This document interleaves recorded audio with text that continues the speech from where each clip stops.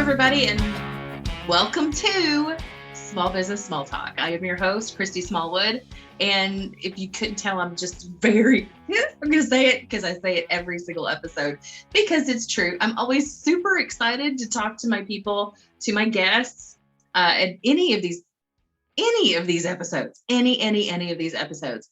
First of all, I'm very honored and humbled that they would be willing to do an episode with me for Small Business Small Talk. And second, they give of themselves tremendously. There are some guests that will come on and, it's more informational than heartfelt, but there's always so much heartfelt to it because that's what small business owners do. Business owners in general, just they have a heart for what they're doing and they love it. And I just want to make sure that gets out in the world for all of us to enjoy. So don't keep this episode a secret at all. Don't keep this whole show a secret. Tell people how awesome this is, please and thank you. Now that's my shameless, selfish ask for the day. But seriously, if you need to be able to listen to us on all the platforms, best place to start is to go to smallbusinesssmalltalk.com, and that's where all of the show information is going to be there, including all of the latest information, the show notes, which I don't do the transcriptions. If that's something that you would like to have happen, let me know. I can get my assistant on that. And we can put some additional pieces in there, but it has all of the ways that you can listen to us or even watch us. You can watch us straight on that site or subscribe to the YouTube channel. Click the little bell. It'll notify you whenever we release new episodes. Okay, all that being said, my guest for this episode, first of all, I, in my wildest imagination, never really thought I would have somebody at this level. Like I'm very surprised lately that I'm getting more, and it probably is my own limiting belief. So let me just say it. I'm just a small town girl trying to live in a big city world, I think. I'm not living in a lonely world. So all of my Gen Xers out there who have just automatically went to the song, sorry about that. I digress. But Jordan Babineaux is my guest today on this episode. Now, a little back story to this.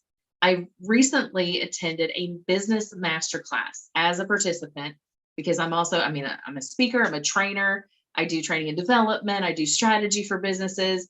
And so, where does somebody like me go? I do master classes hosted by other higher level coaches and trainers.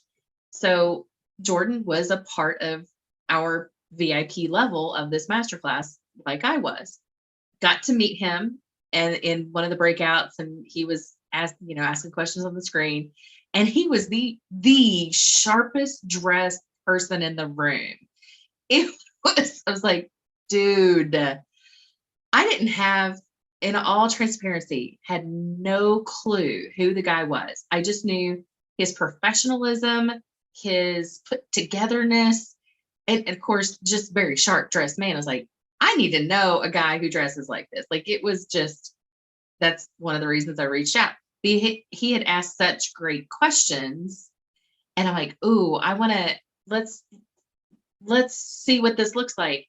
He connected with me on LinkedIn. And of course, I checked out that profile and was like, oh my gosh, I would love to have him as a guest. I only skimmed through the information. So you guys who are listening to me right now are going, how is she so damn ditzy? I have my moments, okay? I am not the sports person. I could have been in my former life, but that's a personal problem, okay? So I had a bad experience with an ex-husband who forced a lot of stupid things on me. And so I just never paid attention to sports. Fast forward to this conversation. Jordan Babineaux is a former NFL player with the Seattle Seahawks and the Tennessee Titans. Who knew? You probably did when you saw his name on this interview. I didn't. So I was like, oh, realizing it closer and closer. My anxiety about interviewing him was a little on the high side. It's like, oh, wow, he's okay. He is an NFL star. He is a sports broadcaster. He's a an adjunct professor. He has his own business. He's a speaker. He's an author. Like, he is this fantastic person, and he's agreed to be on my small business small talk show. This is fantastic. So, needless to say, that my level of excitement about this is through the roof, and I hope you guys listen. And when I say listen, of course you're going to listen, but listen intently, because what he is sharing in this episode is so vital to our own mental well-being as business owners. Like, it is important to have your mindset in check. And so, without further ado, I hope you enjoy this episode with Jordan Babineaux. So, Jordan, thank you so much for being my guest on Small Business Small Talk today. I was really excited. I've been telling people about all of those people I met during our Darren Hardy experience, the business masterclass and things like that, and how important networking is together. So you being in that room of people, of other business owners, is really good for me to get to like meet somebody that's not from around here, and to learn your story and all that kind of stuff. And for those who already know your name, know that you have an NFL background. And so I also want to clarify that in this room between the two of us, I am not the sports person. Okay, great. Neither am I. So if I don't ask smart questions when it comes to sports, please forgive me. Every question is a smart question, first off. But really, I'm more interested in how you got to doing what you're doing now. So you have the pivot to win, and I'm sure a lot of it's influenced by your background. So give me your origin story. So yes, a little bit about the NFL background, but what got you from there to here? Yeah, well, first off, thanks for having me. I'm hanging out here in downtown Seattle, overlooking a gray skyline, but pretty clear, at least for about, I don't know, I would say 10 miles visibility. Not that I'm a pilot or anything, but it's nice. Well, we don't have that here. We're expecting a storm anytime now. Oh no, yeah, walking in a winter wonderland, right? Oh yeah. I guess where it all started was Port Arthur, Texas. I'm the youngest of 5 kids, and I was raised by my mother. My father passed when I was 8 years old, and I grew up where a lot of influence and peer pressure, where the street seemed like a faster way to make money. Went on to, in some way, find a calling in football. My brother and I decided to play. Well, at least my mother put us in, because we were so reckless and full of high energy that was about the only thing to kind of manage the high level of energy. Most moms are like, I don't want my baby to get hurt. It sounds to me like your mom's like, go take it out on each other with other boys. Yeah, 100%. She was still kind of that the mother, the nail biting mother, lived on the edge, and you can hear her from the stands. But that ended up being a lot of our path as youth. I mean, we played football, baseball, basketball, golf. I even played tennis in middle school. So we had quite a bit of, I guess, distractions to kind of steer us away from what negative influence may have been growing up as an adolescent in Southeast Texas. I went on to play Division II college football at Southern Arkansas University. And look, I can tell you a story. As you can imagine, a school in Arkansas was known for agriculture and rodeo. And look, I know you may not have heard of it, but that's okay, because not many of the guys in the professional locker room heard of it either. They went to, large schools and big schools like Florida State and the Seminoles and the Hurricanes, and even here in Washington, the Cougars and the Huskies, right? And so what was our mascot, you ask? I do, because I need to know if it was a Bronco or not. Well, we were the Mule Riders. The Mule Riders. That's precious. Yep. That's all right. You can go ahead on and laugh because I'm used to it now. And Now, look, in all fairness to those who ride mules, they're wonderful animals. They're very hardy stock, and they're also stubborn and tenacious. So, like, if you can handle a mule, right, you should be able to handle anything. that's about the personality that I embody too. Stubborn and tough, right? So I spent time at Division II college football career. Got a call from the Seattle Seahawks as who wanted to bring me in as an undrafted free agent. I was over the top excited with the opportunity and went on to make the team and ended up finishing with nearly a decade of professional sports, over 140 games in the NFL, and even played in Super Bowl 40. So quite a journey and path to get to the NFL. And then certainly over the last decade, since my last season in 2013, a lot has happened since then. Now, that is in and of itself a solid career. I mean, 10 years anywhere with anything is a solid career. You have to be in one of those like really cool careers. It goes fast, believe it or not. I mean, 10 years, you're like, is that it? Here I am approaching my 30th birthday, or just turned 30. And it's like, well, the question was, well, what the hell else you going to do with yourself? So how did you answer that question? Well, I'm glad you asked, because I still feel like I'm still answering it in many ways. 30 came and went a long time ago for me, and I'm still in that spot. Well, especially after taking, the intensive masterclass thing. I'm like, what the hell have I been doing? I don't even know what. I know it. It just flies by, so a lot's happened since then. I know we'll jump into it. So I'll hold off to all of the good stuff and nuggets that's to come.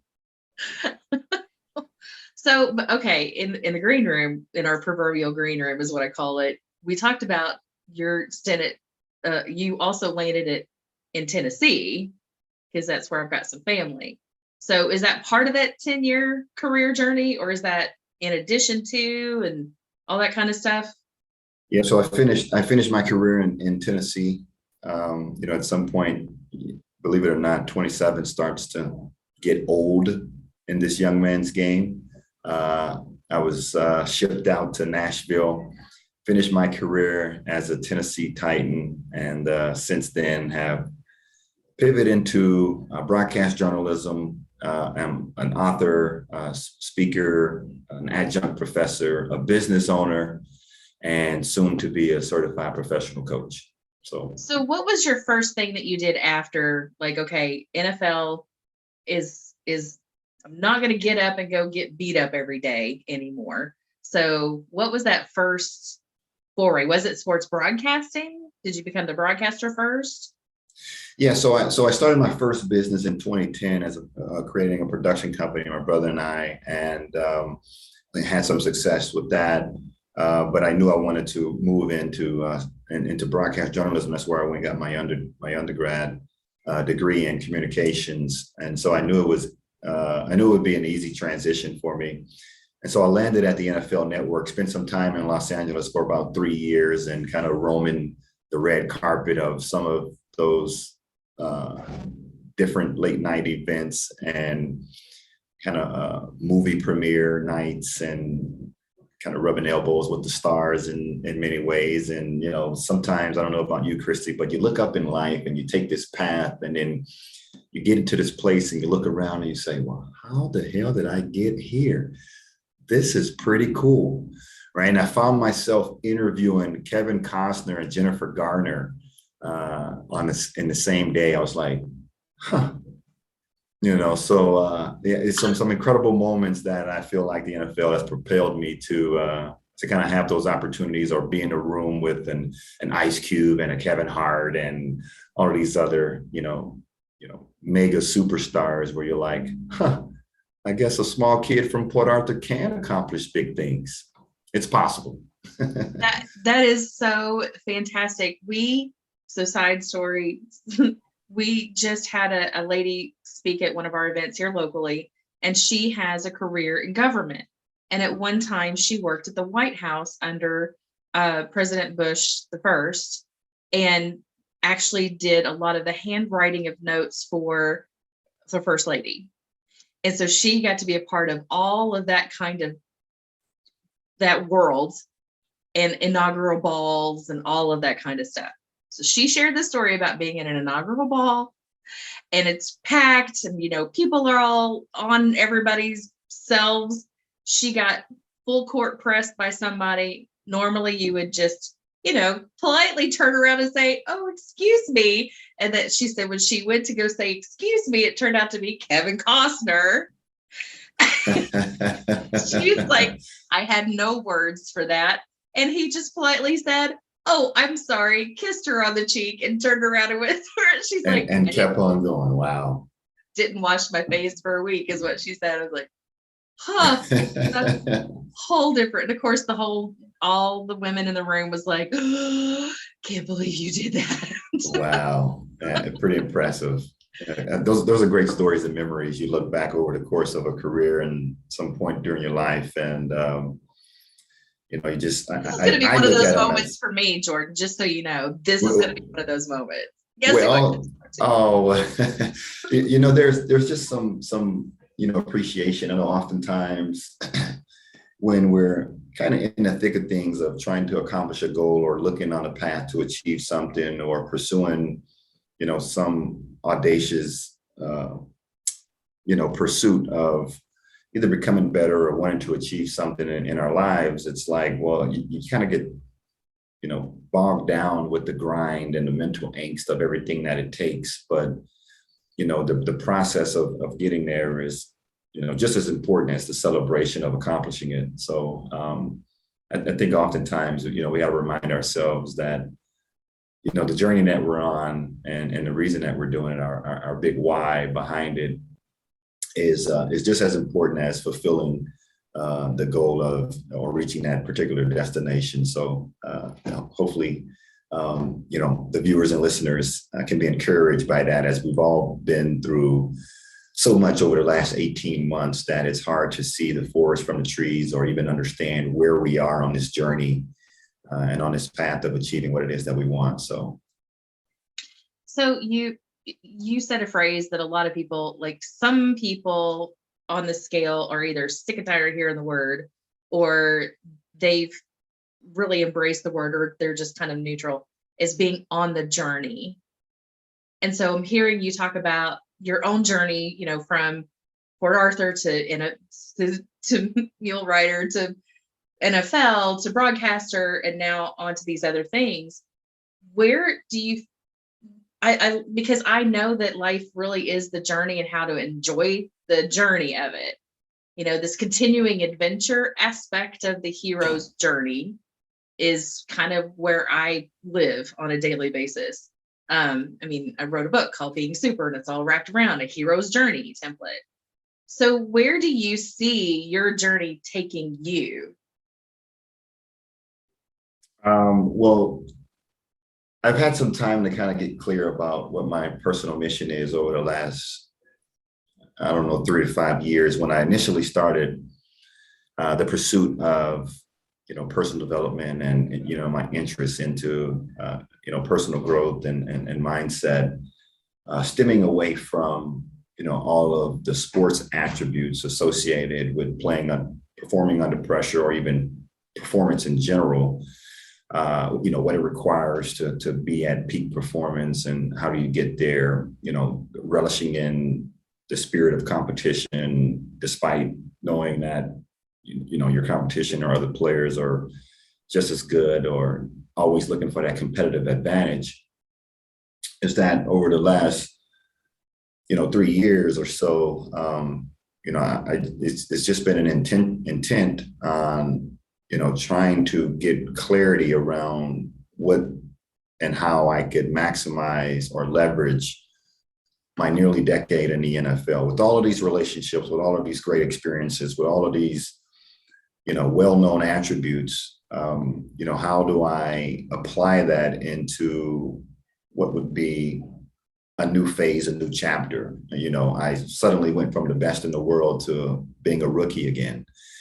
And, you know, the one thing I share with players or anyone who's transitioning, particularly starting something new in this foreign world, is that you know, you're soaking up so much energy, but at the same time, you're learning new things, whether it's taking something from someone who's, you know, at that level of accomplishment in which you want to achieve.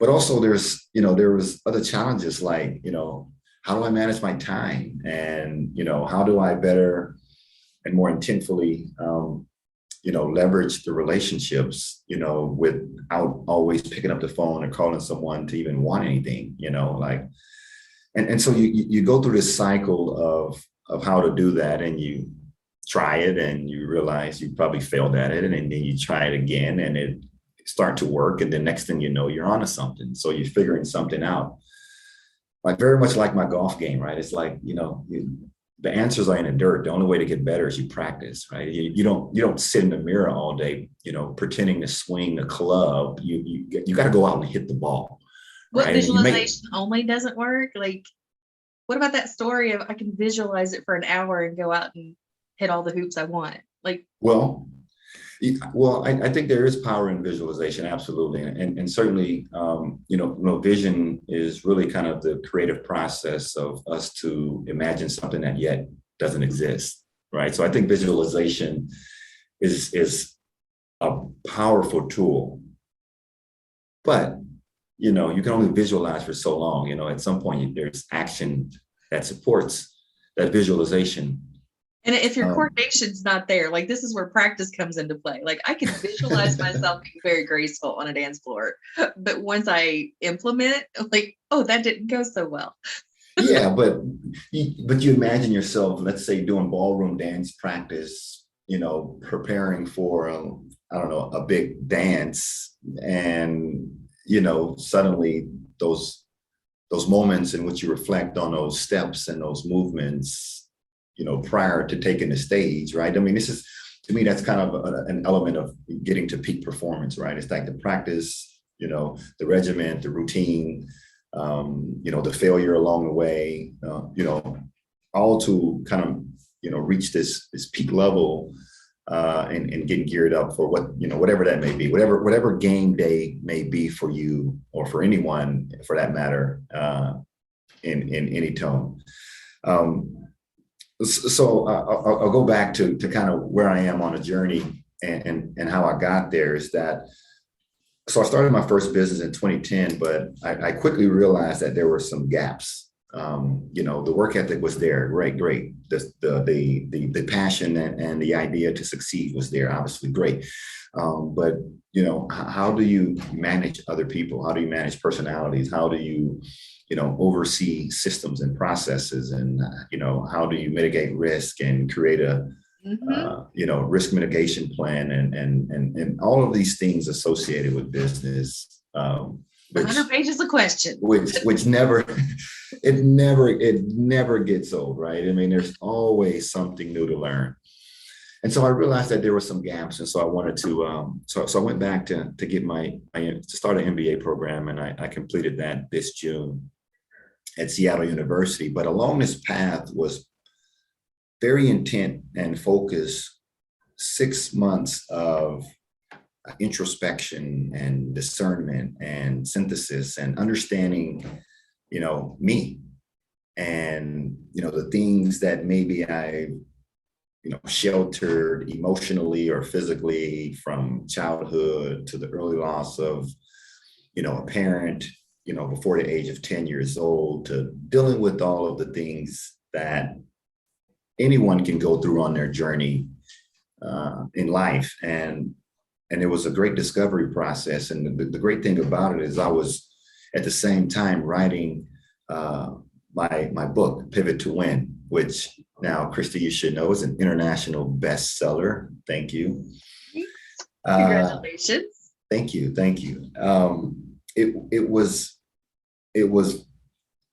a real, I would say, moment for me to kind of better understand myself and why I did the things I did. You know, we as people, we can take on things that unknowingly that we behave a certain way. For instance, how we think about money or the way we react to conflict, right? I mean, by watching or soaking up too much news or too much of, how other people do it, our parents, our environment, can really determine and start to, press on us an impression that we actually see ourselves responding or acting the same way. You're like, we're so unaware of it. It's like, do we ever stop to even realize or understand what are the things that upset me and why do I feel about them, Why am or I do why why? am I like this?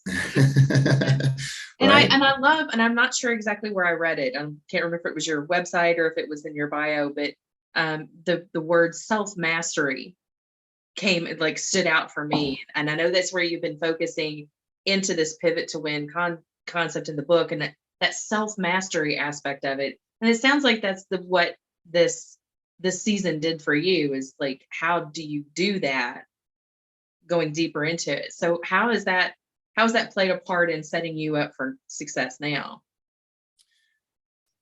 I think the element of self-mastery is one, to be able to candidly have real conversations with yourself. Susan Scott talks about, she identifies fierce conversations in her book as um, um, tackling a tough challenge, provoking learning, interrogating reality. And then what I really like is enriching the relationship, right? I mean, and certainly when you having this conversation, this self-talk, fierce conversation with yourself, you don't want to. You got to be mindful of what you're saying to yourself, right? I mean, I know, like there's one thing that I'm conscious of is this negative self-talk, and it's always, it's not like necessarily funny, but it's, in some way you listen to and you hear other people and how they talk to themselves, after I don't know, maybe after a mess up or if they don't accomplish something, right? And you just got to be careful with your language, right? So mastery in that sense, number one, I think starts with that fierce conversation, and maybe addressing what it is that you said that you were going to do that you didn't do. Understand why, what stopped you, what blocks may have existed, what may be standing in the way, like what am I afraid of accomplishing. Some people are just as afraid of failing as they are afraid of succeeding. And really think about that. It's like, well, I'm afraid because I may be too successful, and well, I don't want to do that. I'm not ready to do that. I can't become that. And so we have these kind of limiting beliefs, or these gremlins, essentially, that's our inner talk, and stopping us from accomplishing what it is that we truly desire, or even what it is that our creator put in us to do and share with the world. So I would say those two elements certainly kind of go hand in hand. Is one, assessing where you really are, and it's okay. Look, I failed at a lot of things, and I think in professional sports and athletes in general, like every day is failure. Like really, I mean, think about it. In football, you got 11 guys who are all trying to win their one-on-one battles, but everyone don't win their one-on-one on every play. But there's another play, so you fail, but you learn something along the way. Oh, my hand was in the wrong place, or I took the wrong step, or the angle was bad, right? And so you figure it out and you get better. You watch the tape, you get better.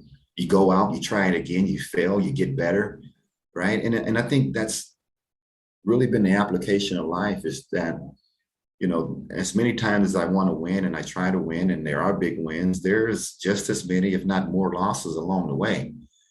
But I think those who really relish in those wins, whether big or small, are the ones who recognize that along the way there are a bunch of failures that help them get there.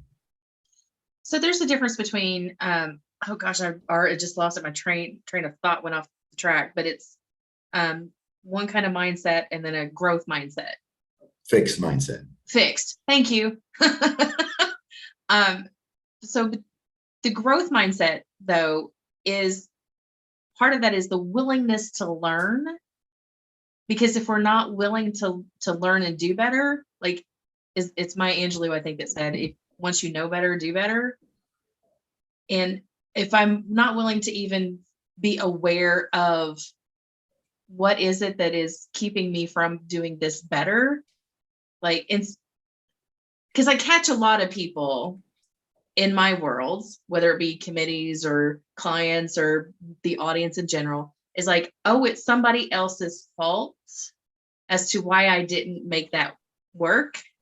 Versus if I would look at what I'm like, I'm taking responsibility of this situation. What can I learn from this? Like, what was it about me? What did I misstep? How can I pay attention and learn better? But if I'm not in a growth mindset, that doesn't even work. Right? Yeah, and I think it was, gosh, I want to say Carol Dweck, if I remember her correctly, who wrote the book Mindset, and really kind of, identified, what it is to embody a fixed or growth mindset, right? And so a fixed mindset, to my understanding is that, I only want to try the things that I'm comfortable with. Here's what, this is what I want to do because I'm good at it.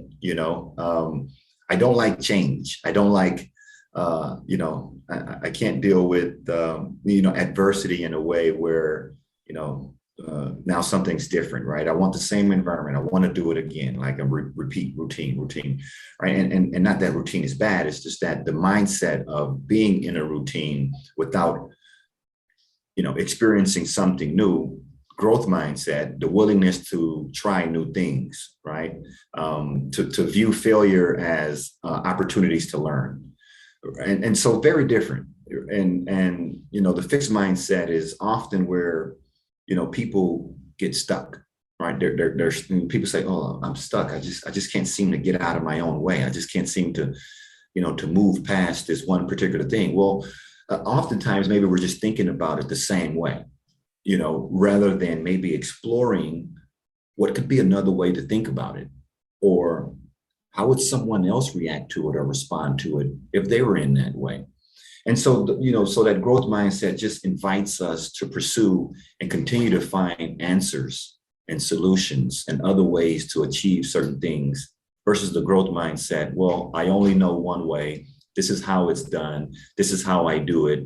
Oh, and if you change the process on me, well, I can't do it. Clearly, they don't like me and they want me to fail because they changed the system and now I got to learn something new, right? And so, so caution in kind of looking at what and how we approach new things, and sometimes even throughout the day, we can swing both ways from a fixed and growth mindset. But those who are most willing to grow and look past and look beyond, current hurdles are the ones who find the answers to the challenges and to the problems. They're usually the ones who get paid the most in the workplace anyway, too.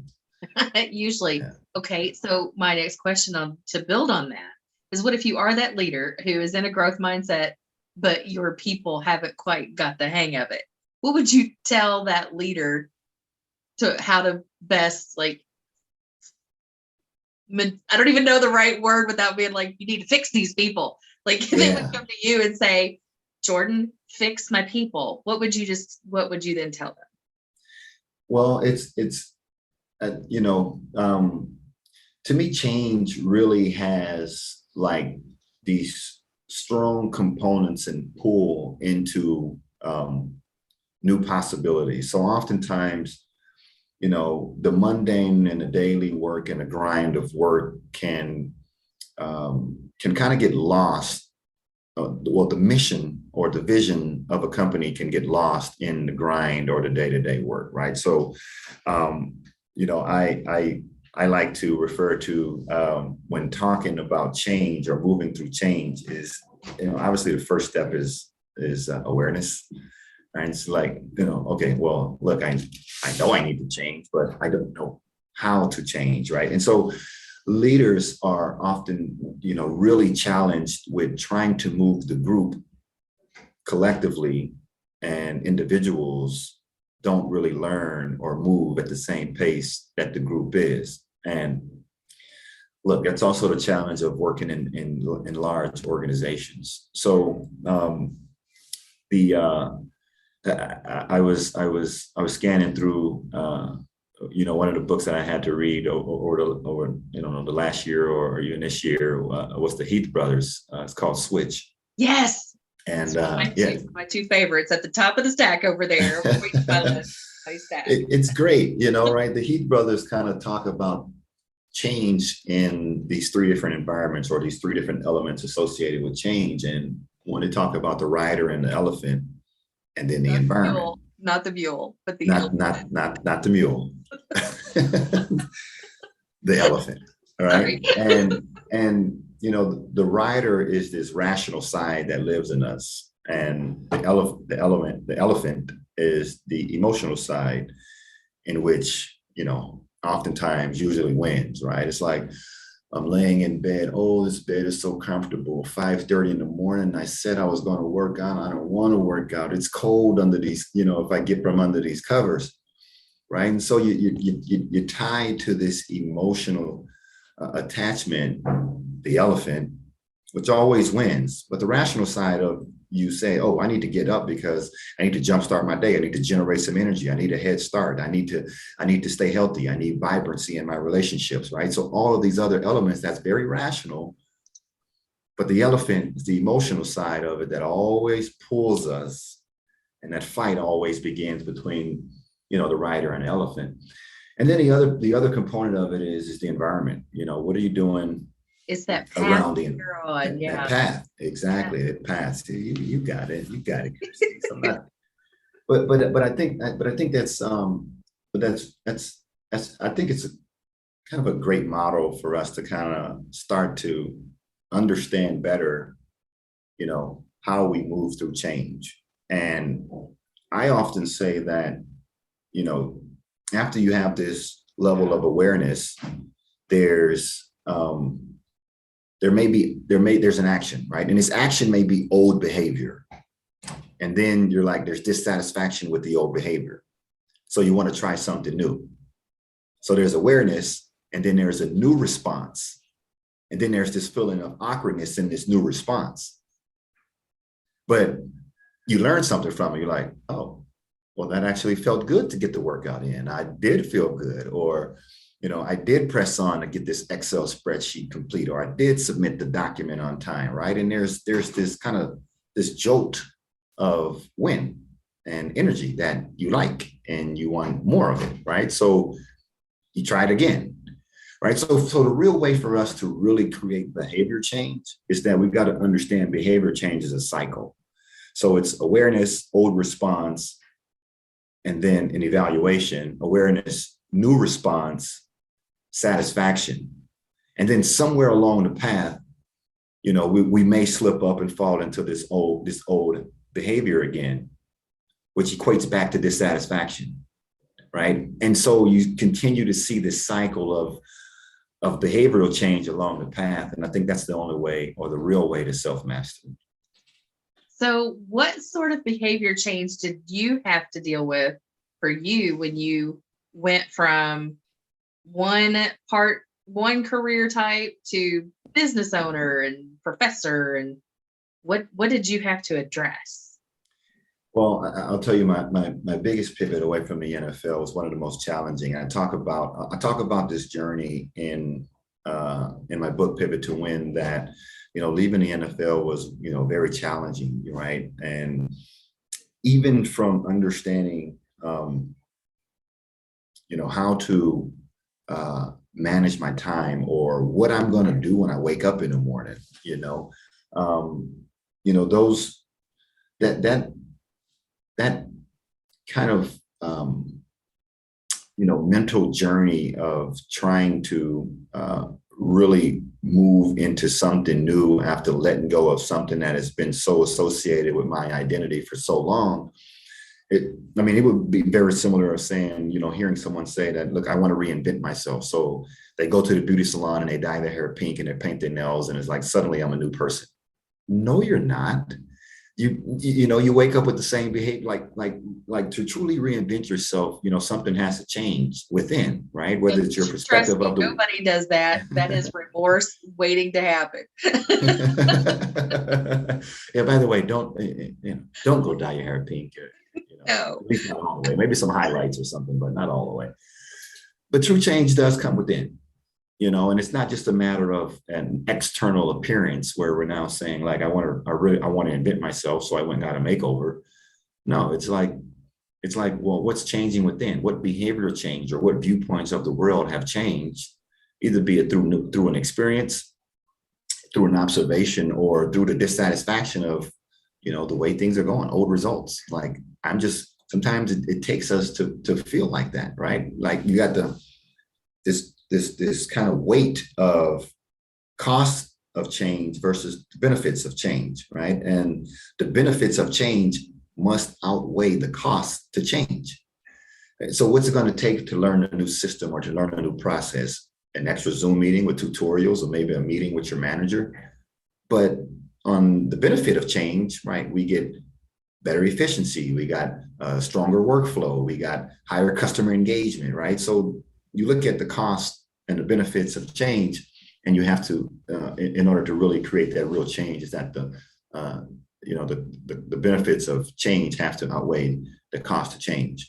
And sometimes that's just a matter of changing the way we think. Like, what does it cost to wake up, 30 minutes earlier to get that run or stretch or jog, to get that workout? Well, maybe it just takes going to bed an hour earlier the night before, right? Or not eating the meal after 8 or 9 p.m., whatever that is, right? So I'm just giving examples. I swear, because I was like, oh my God, I can't imagine going to bed an hour early. I'm such the night owl. Like it's hard for me to do lights out by midnight because. Really? Yeah. But Christy, you're burning the midnight oil. I'm gonna have to bring you into my coaching session. We'll talk through that. We'll work through it. But my kids 7 hours. Like I'm good at like 6:45. The alarm goes off. I work my way out to that 7 o'clock coffee, and then like don't talk to me till 8 o'clock, and we're good. my network has been warned, and it's on my calendar. No surprise calls. Like it's just for your safety first. Yeah. For the sake of our relationship. Exactly. But I don't have somebody sharing my space. So that's also a benefit to me and them, whoever that might be in the future. Yeah, absolutely. So I do have a couple of questions I always ask my guests. One, all right. Is this like rapid fire? You won't just blow through them? Not necessarily, because, well, it depends on how long you take to think about this. That would depend on how rapid this is going to be. Okay. The first one is, what is the best piece of advice you ever received? Wow. Wow, you stumped me. So many good advices. I guess the best piece of advice too is, treat people like people. I guess it was something that I learned, not necessarily something that someone gave me, but it just for instance, when I did play, I was always conscious of knowing the names of the people who did the other work, right? The chef, the people who cut the grass, the people who clean our jerseys and do the laundry, right? The people who behind the scenes are the unsung heroes that are making me look good for you to be able to go make me look good on game day, right? Yeah. So I would say treat people like people. Life is life will humble you in many ways, and so even when my dissatisfaction of leaving the NFL or leaving, Seattle, where I spent 7 years, I didn't storm out of the building throwing chairs and F-bombing everyone. It was like, it was respectful, it was very professional in that sense. Thank you for the opportunity. Here's a handshake. I'm sure our paths will cross again. And now look, I work for the organization now as an ambassador for the franchise. So treat people like people. That's the best advice I can share with someone right now. And then what does success look like to you? Oh, that's the double-edged sword. Goodness. I guess simply defining success. And, I heard this from Earl Nightingale's, The Strangest Secret audio cast is that, I think success is a matter of identifying what it is that you want and actually go and do it. And we can get caught up, with the numbers or with the different levels that may be associated with success. But I think success is identifying what it is that you want to go, what you want to do, and go and do it. I love it, which is very consistent with a lot of my guests. And that I just love the fact that I haven't had one that said, oh, it's make as much money as I possibly can. It's the answer's never been about making all of the money. And this is one of the reasons why I started this podcast, is because small business, we know at the end of the day, our biggest challenge is making sure there's enough cash flow to pay the bills and do the things we want to do. And then we get stuck in that weed of that's the element of success. Well, no. When we actually have a moment to stop, to breathe and think, that's not what success really means. And so I very much appreciate your time with me today, that you even said yes to this. It's a win for my day. So thank you so much, Jordan. Awesome. Thank you. For sharing Thank you for all having of me. that. And of course, we're going to share information on how to get to your book, your site, your page. It's very simple. It's pivottowin.com. Everything about you and what you're doing now is there, including, I see that you have your own podcast. Yes, I'm in the middle of relaunching it, so it's been paused for some time, but I do have episodes in the can that I'm ready to relaunch, but probably won't do so until the new year.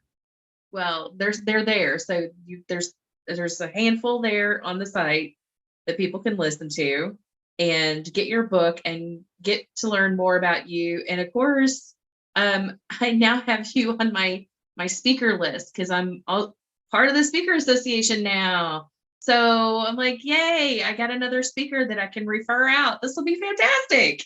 Awesome. Well, thank you so much. I appreciate you having me on. And look, I'm always pretty active on social media, so feel free, for your listeners and everyone to reach out. I'm at Jordan Babineaux across all platforms. I'd love to connect with you.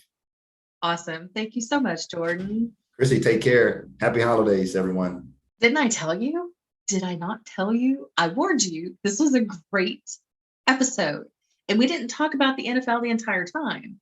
But the idea of how he changed, how he had to go through the change, he had to pivot to win, if you will, from his NFL career to a business ownership. That's a huge difference. Huge difference. It's just as if you were coming from your corporate background, or me back in the day, corporate background to business ownership. That transition can be a little bumpy at times. We're going to fall flat on our face a lot. And we just have to continually pick ourselves up and go back at it again. And how do we do that? Well, we continue to learn. We be aware and learn how to do things better. Where do we learn from? Well, people like Jordan and even myself. I train and I do strategy and coaching with people. So get somebody in your corner that is going to not only cheer you on, but you have that coach in your corner that's going to help you see things that you don't necessarily see, to be able to handle the change better. Have that coach, that strategist to go to say, I know things are not clicking like they should be. I need some help figuring it out, because maybe you are too stuck in your own mental weeds. So there's a lot to unpack. Go back and listen to this episode again. There's just so much good information about change and change behavior. And I'm real big on taking personal responsibility for all of it, to figure out how I could have made that different. And this is how I've worked through my own toxic events in the past. Like, how do you overcome that traumatic experience? I have to go deeper into what was my responsibility? What was my place in that? How did I affect that situation? How could I have been better? What could I have done different that would have made a better outcome? And if ultimately, in a toxic situation, if the answer is, I did everything I could, to make it work, or everything I could to make everything peaceful or whatever. I did everything I knew to do at that time. Then it's time to let it go, right? Release that negativity so that it's no longer taking the space up in your head. I love that Jordan shared that he did that for a season, that he took the time to go deeper into why did he think about certain things in a certain way, and what, the events from his past, having his dad pass at such an early age in childhood. And God love his mama, man, just raising those boys as a single mom. I probably would have said, get out of my house and acting like that too. Before you break something, go outside. That was a different day and time, I'm sure. But just being able to go through that process for himself, huge difference. His life has been changed dramatically because of just that process. And I know that he is then in turn helping others pivot to win in their own lives and businesses and things like that. Just transitioning from one state of life to another state of life, that is hard if you're not open and willing to the growth mindset concept, right? Open and willing to learn, to be better, to do better, and all of that. So those are just some minor thoughts that I had to finish this. And yeah, I'm still kind of geeking out that I actually got to talk to an NFL star. So again, if you are listening to this, thank you so much for being a guest on Small Business Small Talk. I appreciate you. I appreciate the time that you as my listener, my watcher, thank you for joining us today in this episode of Small Business Small Talk with Jordan Babineaux. Contact us. Let us know what you think. If there's somebody out there you're like, hey, they really need to talk to you on this show, this would be great, send them my way. I'd love to put some more people into the queue for interviews. I want to be able to spotlight small businesses to make them understand how much they are the hero of their own business and give them a platform to be able to share their stories. So with that, thank you for letting me be your host. My name is Christy Smallwood with Small Business Small Talk. Catch you again on the next episode.